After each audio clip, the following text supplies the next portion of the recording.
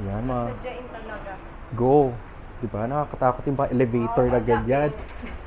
Anong floor? O, tama. 3. 3 ba? Hindi ko sure. Pinindot ni Mama yung... Sino sinabi? Hindi ko na maalala. Kasi sabi niya taas eh. Hala, baka top floor. Bahala na. Explore na natin to. Yan, it's part of exploring the food. Yan. Naga agency. Hindi, ayun, sa dulo. Ayun, tama nga. Yee, dito na tayo, Mom. Na-excite ka?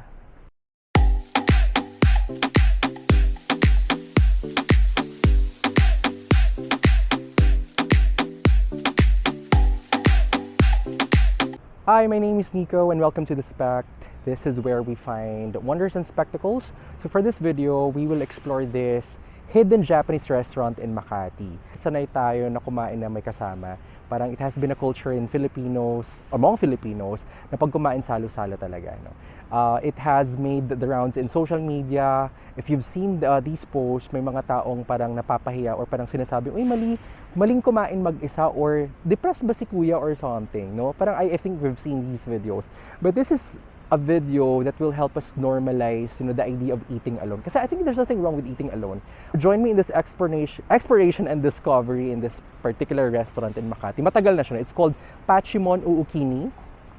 It's somewhere in Amorsolo, along Amorsolo. I explored, maglalakad pa kami. Kasama ko si Van. Say hi, Van, to the vlog. Hi guys. Ay, may videographer talaga ako. Tara, so, baliw. Okay, so mag-explore natin yung saan ba to? Amorsolo. Amorsolo. So, isa-search ko muna dito sa map natin.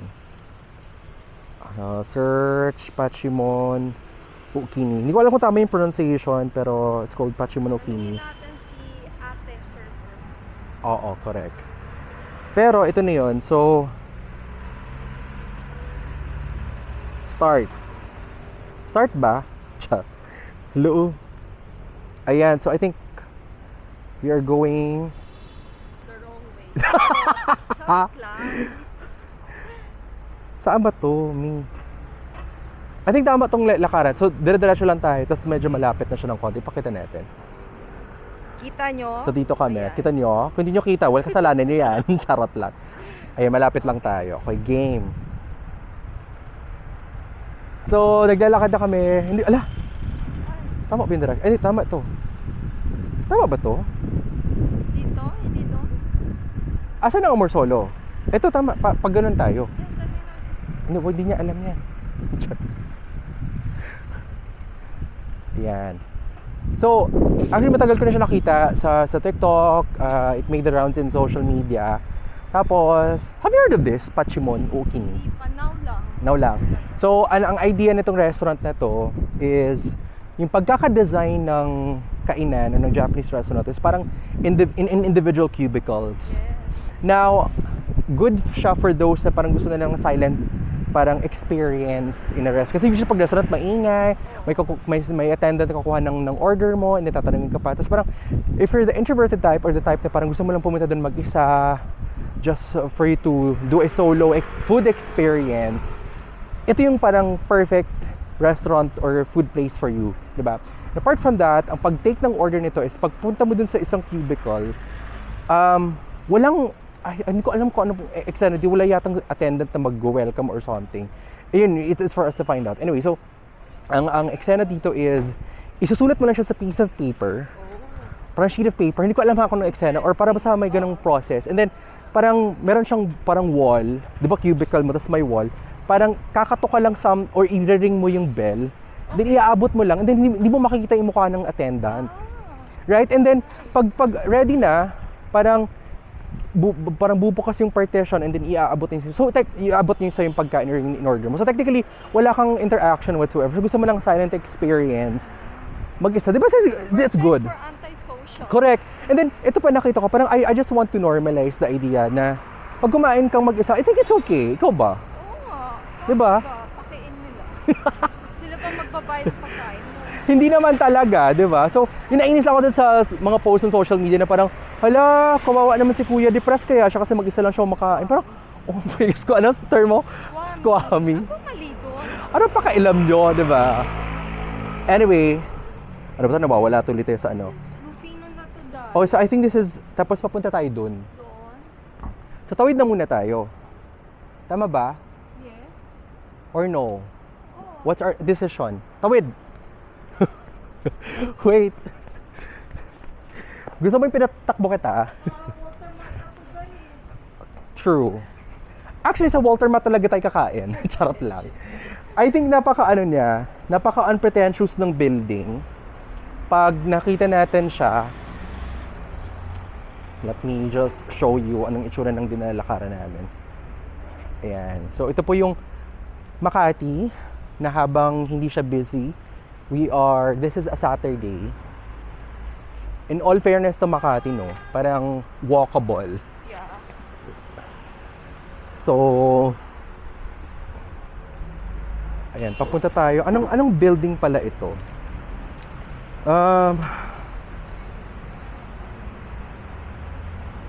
Wala, tama ba to?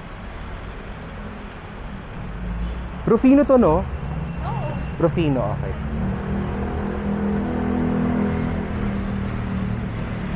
Ayan. Tawid!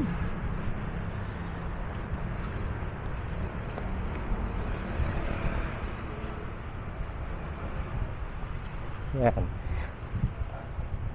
Ang malala nito, pupunta kami sa isang food place pero hindi kami ganun kagutom. Correct. Hindi kami malakas masyadong kumain. Pero minsan nag-overbuy kami. Overboard. Nag-overhoard kami ng foodomsias. Ang ending, nagkakaroon kami ng takeout. So, we'll try to control our, purchasing selves pagdating sa foodomsias. I think malapit na tayo. So, I think ang indicator dito is, the older the look of the building, the better it is that you're able to identify it. That side natin. Ha? That side na. Correct. No? Ayan, so so bakit hindi tayo nag-Walter Mart? Sana ng Makati Med na lang tayo mas malapit. Wrong decision. Dapat daw Makati Med na lang daw kami para Malapit. kasi sabi ko sa kanya, Greenbelt Glorieta tayo para parang it's the best spot. Sabi ko sa Legazpi Park. Ayun. Ang side na. I think doon. Tingnan mo to. I think tatawid tayo. Tawid. Kainan dyan. Ito na yung kahabaan ng Amorsolo, correct? Ang haba na ang Orsolo ba? Oo, dire-diretso na to ng EDSA, papuntang EDSA na, or Pasay Road. Kanina tinatanong ko sa Chino Roses kasi didiretso sana ako doon. Actually, tama yung intuition mo. Hindi ko lang alam yung... Pasay na kasi. Yeah, I think malapit na tayo. Ayan, ito na Ito na ba? Ito yung building na ito. Wait lang, pakita natin sa mga netizens. Char lang. Kasi nakita ko to sa isa sa mga vlogs. I think this is the spot. Ayan. Tanong tayo. Boss, ito yung Pachimon. Yung? Pachimon Okini. Ay, hindi. Japanese restaurant na hidden dito daw eh. O mag-hi ka muna sa vlog ko eh. Saan kaya? Dito na siya nakalagay oh. May existing pa ba? Meron yan. So baka ito yung side na to. Ayan, Kuya, thank you ha. Ayan, mag-hi ka ulit sa vlog natin. Salamat! Ayan, feeling ko ito yung yung building na ito. Kasi tingnan mo. Tawid muna tayo, nasa gitna tayo.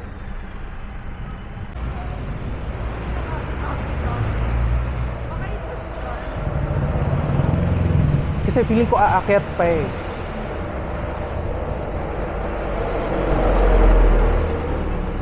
Ayan. Ito yun.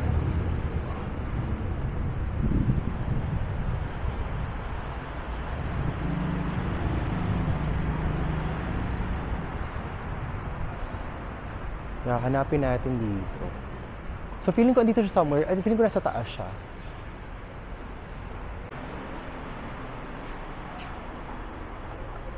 Yan Sadyain talaga. Go. Diba? Nakakatakot yung mga elevator na ganyan. Anong floor? Bota. 3. 3 ba? Hindi ko sure. Pinindot ni Mama yung... Sino sinabi? Hindi ko na maalala. Kasi sabi niya taas eh. Hala, baka top floor. Bahala na, explore na natin to. Yun, it's part of exploring the food place. So, nakarating na kami dito. Ano building to? Spaces Hotel. Basta Spaces Amorsolo Rufino. Yan. Gaga agency. Hindi, ayun, sa dulo. Ayun, tama nga. Yee, dito na tayo, moms. Na-excite ka? Akala ko yung sinabi mo yung malapit dun sa Watermart na puro Japanese. Hindi. At so, ito na tayo. Nandito na tayo sa Patrimonio Ukini. Alam, parang kumbento naman dito, mama. Okay, anyway, so first time naman ni Vanessa. So, andito na kami. Nasa third level ito ng Spaces Building ba ang tawag dito. Anyway, so ito yung itsura ng resto. Palapit na kami. Bawang mag-inom. Yun nga, dapat tahimik. Eh, paano pag maingay kasi tayong mga tao? Ito na siya. Yun.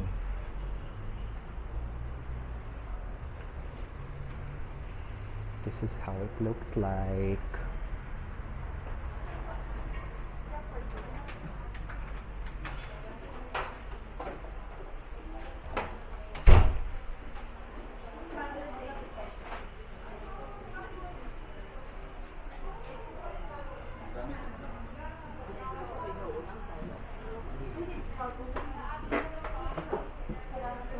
Willing to wait. Yes. Malayo eh. Malayo. Mas willing kami to wait. Saan kami pwede mag-wait? Sana ba? Ay, Ay, thank you. super thank you.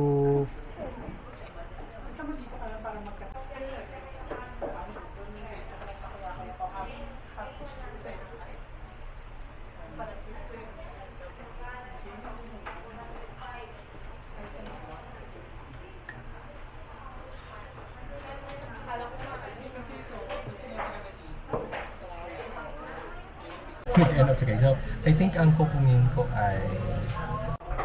Sige, so this is how we do it. Ako, first timer kasi. So, ayan, from here, sa mga common na kasi mga ano na yan eh. Pati drinks nakalagay na rin kasi dito, Van. Perfect. And so, correct. So, ito yung mga extras. Dapat may label dito, no? Like appetizer or something. For those na, for mga first timer. Anyway. So, hindi ko sure kung ano tong recommended. Anyway, so, kuha muna ako ng soft drinks. So, this is how you do it. Soft drinks. Tapos, ilalapag siya dito. Yan. And then, I will get yung curry rice. Hindi ko lang sure kung ano tong recommended nila. What is this? So, tanongin na lang natin yan, Van. Okay, tapos ako siguro I'll get yung dapat recommendation nila. Ako I'm torn. Parang gusto ko nang pero the fact na si Karage ang konti. Tingnan mo, ilan yung konti sa'yo dyan. Ito si Karage. Feeling ko bestseller nila yan. So, feeling ko ito yung masarap sa kanila. Pero marami. What do you think? Gusto mo, ito na lang. Kumuha ka ng Karage, paghatian na lang natin. Sige. Ako sa takoyaki. Gets mo? No? Tapos maghati na lang tayo ng food. So, ang kukunin ko ay 4 pieces takoyaki. No? Ano pa? Ikaw magkakarage. Ikaw na lang mag 4 pieces takoyaki. Ako na lang sa karage. Ikaw sa karage. Kunin ko na to. Lagay dito. 8 pieces na tayo sa taco. Sige, okay. Ikaw na sa takoyaki. So, kunin mo na yung takoyaki. Tapos, ilalapag mo siya dun sa... Oo. Yan. Pag sure na tayo... Soft drinks? Ikaw, anong gusto mo? Soft drinks ka?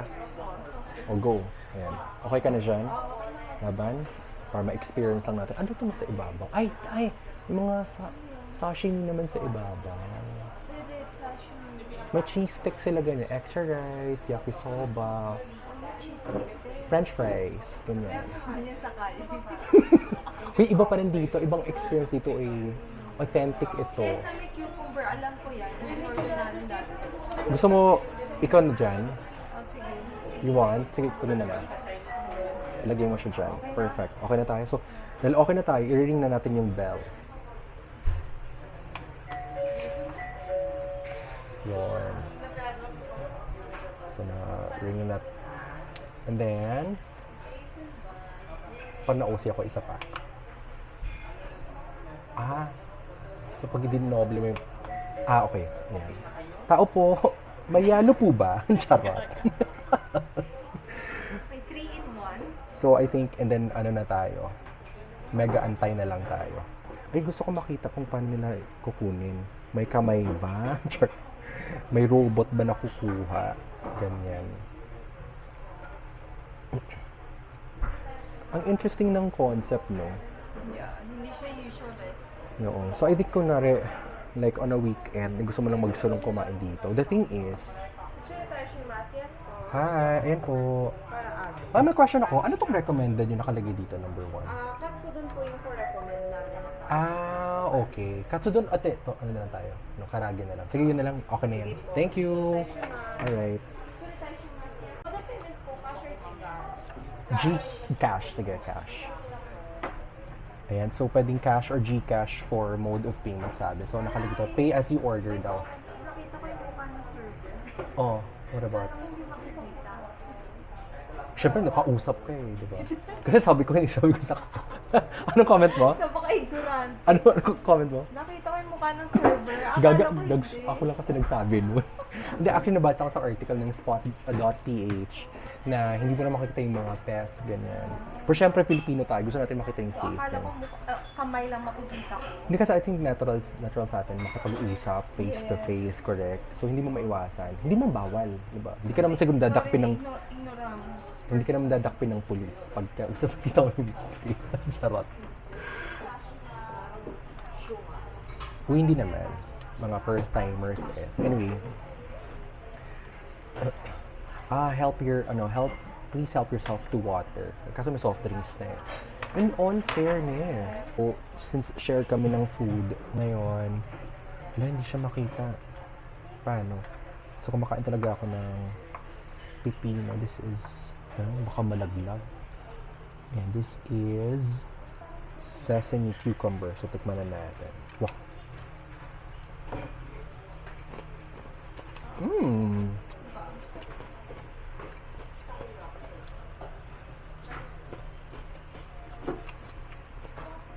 Sarap. Okay yung price. Parang okay na ako dito. Miss, pa-cancel mo, ano na. So, okay na kami dito sa picture. Ay, para pagka-cancel mo, magbe-bell ka ulit, yun na. Gomenasai. Sorry. Gaman na siya. Uy, natututo ka. Pwede ka na mag-Japan.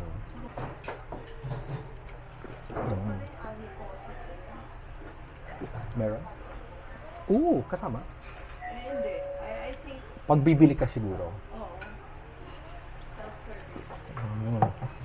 Tapos, uwi mo yung water heater. Ano no? Uwi mo yung water heater. Bali. Magnanakaw ka. Hindi tayo papapalitan. Yung, alam mo ba, hindi Filipino ang nag-ano nito? Nag-put up nito, Japanese mismo. I think 10 years old lang siya nung pumunta siya dito sa Manila. Tapos, Dito na lumaki. pinut up niya ito. Ay, hindi ko lang sure kung, grabe, naging businesswoman na siya nung 10 years old pa siya. Hindi naman siguro. Lumaki na siya dito. I think oo. Sa ano. Okay. Isa lang branch nila, no? I think so.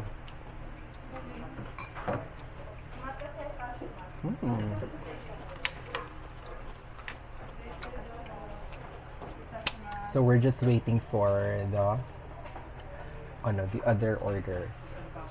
Nagtongkatsu kami, tapos meron pang takoyaki. Yun na lang, di ba? No, wala na tayong iba. Di na kami nag-overspend or mag-overeat kasi natuto na kami. Ay, may ganito sila, oh. Ano to? Baka yung kulang. Gyoza a la carte. May ganun din. Hindi nila nalagay lahat. Grabe no. So, pag o-order ka, dapat matalino ka pag nandito ka. Hindi ka dapat ka. Experience. Oo. Dapat self-reliant ka. Hindi ka yung tipong, paano to? Paano yan? Ganyan. Diba? So, pag mataas ang IQ mo, pwede ka dito. Okay. Charot lang. O hindi naman. ano naman siya, very intuitive naman yung pagkakadesign ng cubicle and everything. Hi, yes. Mata sa itashimashita. Karagi tayo shoko de. Yes. Ayan, there you go. Ayan, nabating yung order namin. Thank you. Can we request for plate, another plate? Yes po. So, share namin. Eh. Yan, dumating na yung order. So, ito yung karage with the side dishes. And, tapos may soup na siyang kasama. Then, meron pang takoyaki na aantayin. Tama ba? Okay. And so, kakain na.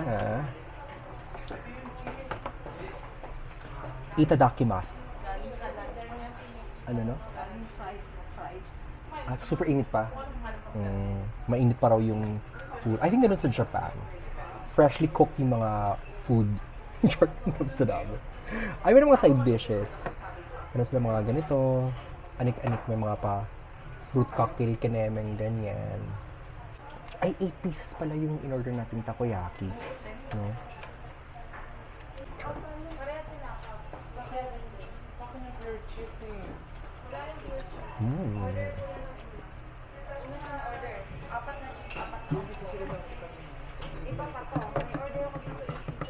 It's good. So, eto, pwede tayo mag-test. May mga condiments sila. Tenire. Sinusundan ako ng video. Togarashi. Yung spicy. And what's this? Kikoman. Na walang laman. Walang laman yung kikoman. Pwede naman tayo mag-bell. Marag-iwas. Wala pong laman ang kikoman. Hindi mo, may laman ba yung kikoman mo? Meron. Oo. May laman, diba? So feeling ko, malakas tong cubicle na to. Marami nang kumain ito. Or tinungga niya yung kikoman.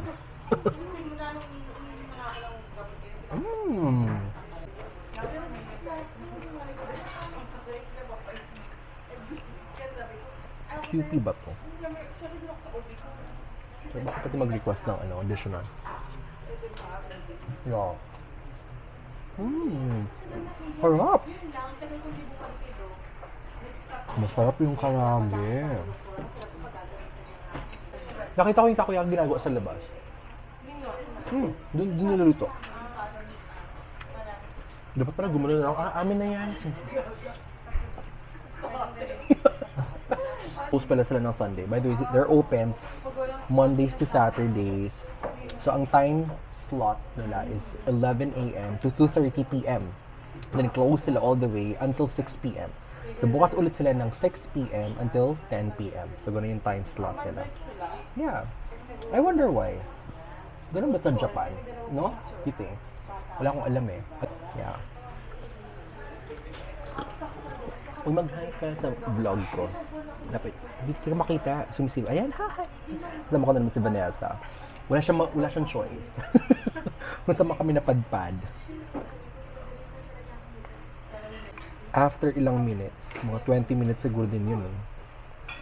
Kung kakaluto lang naman talaga nito. Mainit pa siya.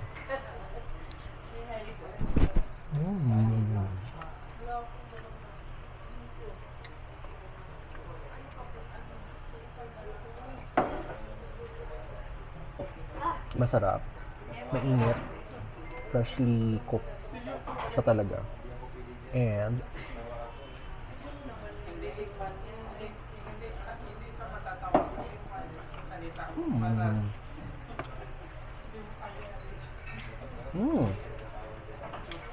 actual, ano talaga siya? Squid. Yeah.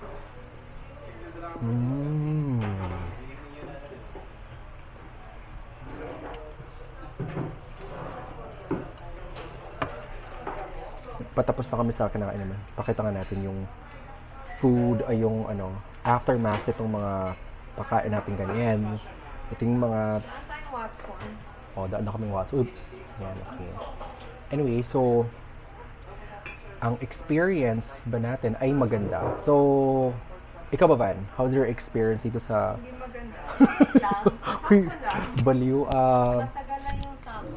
matagal yung Matagal yung taco, pero the rest was okay. Yung takoyaki. Yeah. The rest, okay naman siya for the price, ganyan, no? The price, the location.